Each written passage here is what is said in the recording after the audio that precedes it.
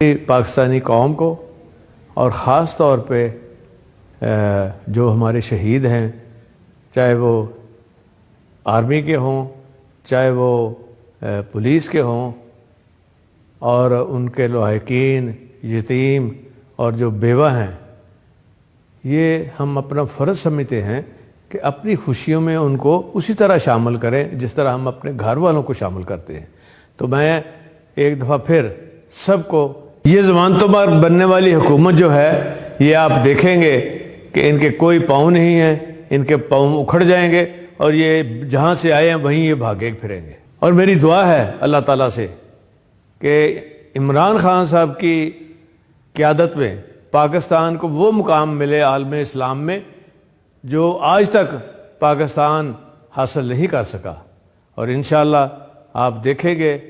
کہ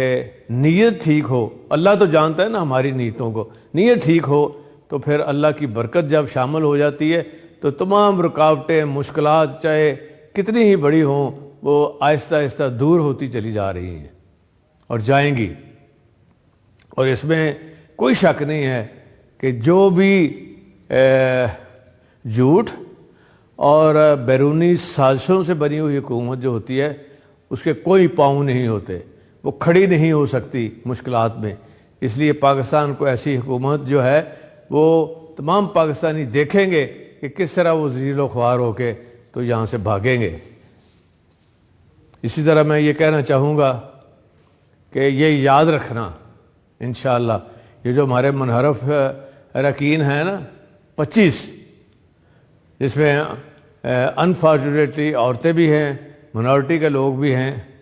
یہ انہوں نے اتنا ذلیل و خوار ہونا ہے کہ گھر والوں کو بھی اپنے منہ دکھانے کے قابل نہیں انہوں نے رہنا۔ اور انشاءاللہ یہ جو ابھی چند